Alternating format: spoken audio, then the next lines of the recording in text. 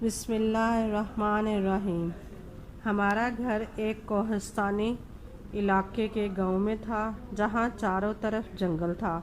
وہاں ایندھن کے لیے لوگ جنگل سے لکڑیاں اکٹھی کرتے، تب گھروں کے چولہے جلتے تھے۔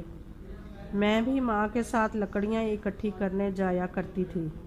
یہ ہمارا روز کا معمول تھا۔ وہ دن مجھے اچھی طرح یاد ہے جب ایک روز ہم ماں بیٹی سروں پر لکڑیوں کے گٹھ اٹھائے گھر میں داخل ہوئیں تو دادی نے ماں سے سرگوشی کی، مہمان آئے ہیں کلر کہار سے، خاطر مدارات کرنا ہوگی۔ دادی کی سرگوشی سن کر ماں کا چہرہ کھل گیا۔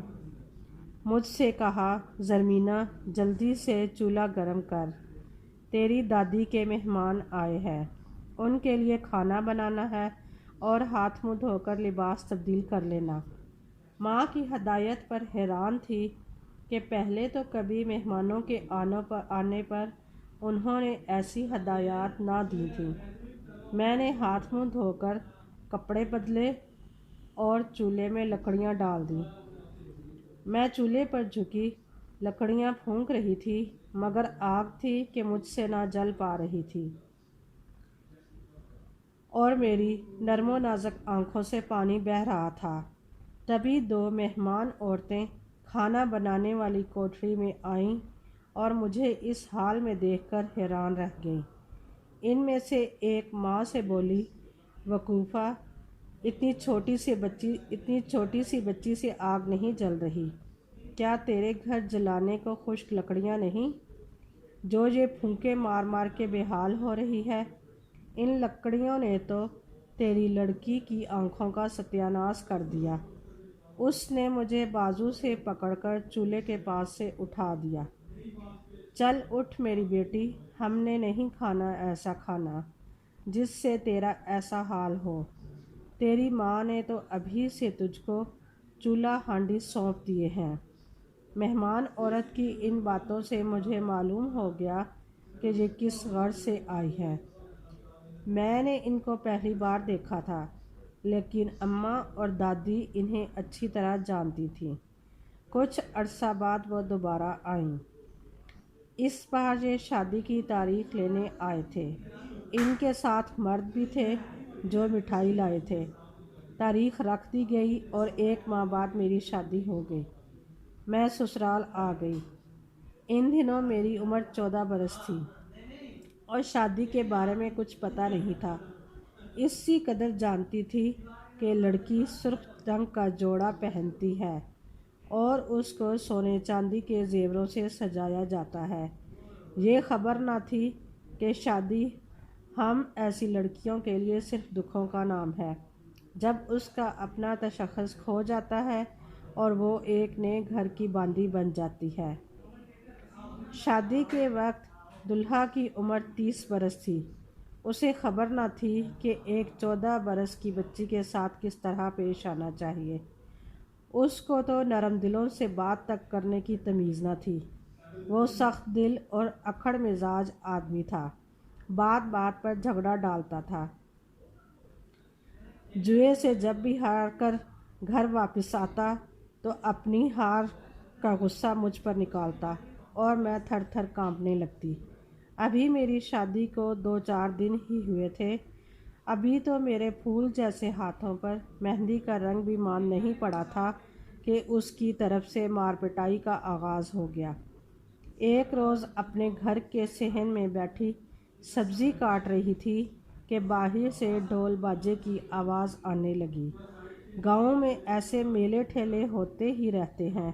شاید کسی کھلاڑی کو اس کے ساتھیوں نے کندھوں پر اٹھا رکھا تھا۔ ڈھول کی آواز سن کر میں بھی دیکھنے کے لیے کہ باہر کیا تماشا ہو رہا ہے، میں نے گھر کے دروازے سے باہر جھانکا۔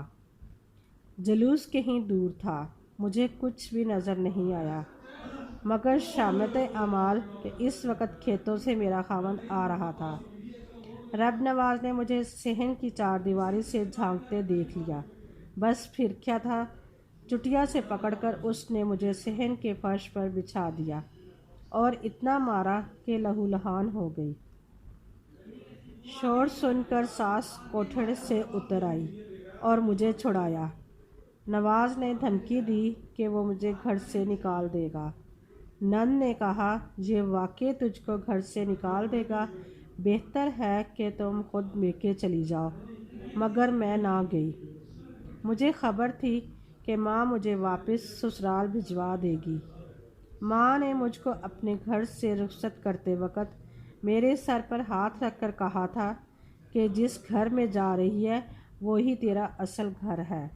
سسرال میں ٹھیک سے رہنا اور جھگڑا کر کے میکے مت آنا۔ میری شادی کے 3 سال بعد اماں فوت ہو گئی۔ میکے کا سہارا بھی نہ رہا۔ دن مہینے اور مہینے سالوں میں بدل گئے اور میری شادی کو 17 برس بیت گئے۔ اس دوران میری 8 لڑکیاں پیدا ہوئیں۔ جب بھی بیٹی پیدا ہوتی ہمارے گھر میں سوگ کا سماں طاری ہو جاتا۔ خاوند اصرار کرتا کہ لڑکی کو افیم چٹا دو، آپ ہی مر جائے گی، مگر میں ماں تھی، ایسا نہ کر سکتی تھی۔ وہ اس بات پر مجھ کو مارتا۔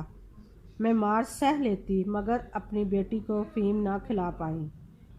آخر خدا نے میرے شوہر کی سن لی۔ ایک بار خسرہ کی وبا پھیلی اور 8 میں سے میری 3 چھوٹی لڑکیاں اس وبا کی نذر ہو گئیں۔ 5 باقی رہ گئیں۔ تب اس کو چین آیا۔ خدا نے بیٹا ایک ہی دیا جس کو ہم گھر بھر کا واحد سہارا سمجھتے تھے، مگر کیا خبر تھی یہ عارضی سہارا ہے۔ فرید مجھ کو بہت پیارا تھا۔ وہ میرے شوہر کی جان تھا۔ وہ اس کو بہت چاہتے تھے اور اس کے مقابلے میں بیٹیوں کو کچھ نہ سمجھتے۔ کہتے تھے میں اس ایک لال پر اپنی 5 بیٹیاں وار کر پھینک دوں گا۔ وہ پرایا اور یہ میرا اپنا مال ہے، میرا قیمتی سرمایہ، میرے بڑھاپے کا سہارا۔ شاید قدرت کو ان کا یہ فخر غرور اور بڑا بول پسند نہ آیا کہ اس نے مہربان ہو کر جو نایاب پھول میری جھولی میں ڈالا تھا ایک دن بھری دنیا کی بھیڑ میں کہیں کھو گیا۔ میرے شوہر نے ہی نہیں، میں نے بھی غرور کیا تھا اور ایک بے بس عورت کی ہنسی اڑائی تھی جو ایک روز سفر سے تھکی ماندی ہمارے گھر 2 گھڑی کو پناہ لینے آئی تھی اور مدت سے اپنی کھوئی ہوئی اولاد کی دید کو ترس رہی تھی۔ یہ ایک بوڑھی عورت تھی اور اس کا اصل نام رام پیاری تھا۔ ایک دن میں اپنے بیٹے کے لیے سویٹر بنا رہی تھی کہ دروازے پر دستک ہوئی۔ میں نے کھولا۔ سامنے تقریباً 70 برس کی ایک عورت کھڑی تھی۔ کہنے لگی، لمبے سفر سے تھک گئی ہوں، پیاس لگی ہے، کیا پانی پلا دو گی؟ ہاں، اندر آ جاؤ۔ میں نے گھڑے سے گلاس بھر کر پانی دیا۔ وہ واقعی بے حد پیاسی تھی۔ گھٹا گھٹ پی گئی۔ گرمیوں کے دن اور بھری دوپہر تھی۔ مجھے وہ مسافر لگی۔ پوچھا کہاں سے آ رہی ہو؟ کہنے لگی بتاتی ہوں، دم لے لوں، کیا کھانا کھاؤ گی؟ وہ خاموش ہو گئی۔ میں اس کی خاموشی کی زبان کو سمجھ گئی اور کھانا لا کر اس کے سامنے رکھ دیا۔ اس نے ہاتھ منہ دھویا اور اپنے دوپٹے کے پلو سے ہاتھ پونچھ کر کھانا کھانے بیٹھ گئی۔ جب اس نے کھانا ختم کر لیا تب میں نے پھر سے سوال کیا، کہاں سے آئی ہو اور کون ہو تم؟ کہنے لگی اب تو مسلمان ہوں، پہلے ہندو تھی۔ قیام پاکستان سے پہلے میں نے ایک شخص مہابت خان سے شادی کر لی تھی اور اسلام قبول کر لیا تھا، جس کا میرے بھائی پرکاش کو بہت دکھ تھا۔ تاہم اس نے مجھ سے ناتا نہ توڑا اور نہ ہی برا بھلا کہا، مگر ناراضی کو ایک سانپ کی طرح دل ہی دل میں پالتا رہا۔ اللہ نے مجھے ایک بیٹا اور ایک بیٹی دیے۔ بیٹے کا میں نے اسلامی نام ارشاد خان اور بیٹی کا زرینہ رکھا۔ میرا بھائی چونکہ میری غیر مذہب شخص سے شادی پر ناخوش تھا، اس نے مجھے سبق سکھانے کو میرے دونوں بچوں کو ایک روز چپکے سے فیروز پور پہنچا دیا۔ میں سمجھی کہ میرے بچے گم ہو گئے ہیں، پٹتی رہ گئی، مگر بچوں کا کوئی سراغ نہ ملا۔ کچھ عرصہ بعد میرا بھائی پرکاش ملتان واپس آ گیا اور میرے بچوں کے بارے میں دریافت کرنے پر اس نے لا علمی کا اظہار کیا۔ میرے شوہر نے بھی ہندوستان کا کونا کونا چھان مارا مگر بچوں کا کہیں سراغ نہ ملا۔ تقسیم ہند کے بعد تک بھی پرکاش ہمارے پاس ہی مقیم رہا، لیکن میرے بار بار دریافت کرنے کے باوجود اس نے بچوں کا کوئی اتا پتہ نہ بتایا۔ رفتہ رفتہ میری حالت بچوں کی جدائی میں غیر ہونے لگی۔ تب میرے بھائی کو اپنے ظلم کا احساس ہوا اور اس نے مجھ کو بتایا کہ وہ میرے بچوں کو فیروز پور کے یتیم خانے میں اوم پرکاش اور وید کماری کے نام سے داخل کرا آیا ہے۔ جب مجھ پر یہ انکشاف ہوا میں فیروز پور جانے کو تڑپنے لگی۔ بالآخر کئی سال بعد میں وہاں جانے میں کامیاب ہو گئی اور وہاں جا کر یتیم خانے کے منتظم چشتن سے ملاقات کی اور اس کو تمام حالات سے آگاہ کیا۔ وہاں کا تو تمام عملہ ہی تبدیل ہو چکا تھا سوائے ایک بوڑھے چپڑاسی رام کے جو یتیم خانے میں موجود تھا۔ اس نے حالات سنے تو تصدیق کی کہ ہاں 2 حقیقی بہن بھائی یہاں انہی ناموں سے داخل کرائے گئے تھے۔ اس بوڑھے چپڑاسی نے ایک پرانی استانی کا بتایا جس کا وہ گھر جانتا تھا اور اس استانی نے بچوں کو ابتدائی تعلیم دی تھی۔ وہ مجھے اس عورت کے گھر بھی لے گیا۔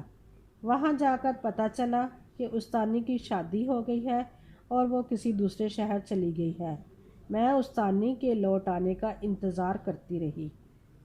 جب استانی سے ملاقات ہو گئی تو بھی امید نہ لگی کیونکہ استانی نے بتایا کہ وہ ان بچوں کے موجودہ پتے سے واقف نہیں ہے۔ البتہ بوڑھے چپڑاسی نے یہ انکشاف ضرور کیا کہ اوم پرکاش نے LLB کرنے کے بعد کسی شہر میں وکالت شروع کر دی تھی جبکہ وید کماری کی شادی پٹیالہ میں ہو گئی تھی۔ رام پیاری جس نے اسلامی نام فاطمہ رکھ لیا تھا مزید بتایا کہ میں اپنے بچوں کی مزید تلاش جاری نہ رکھ سکی کیونکہ میرا ویزا ختم ہو گیا تھا، لہٰذا واپس لوٹنا پڑا۔ اس کے بعد میں واپس ملتان اپنے شوہر کے گھر لوٹ آئی۔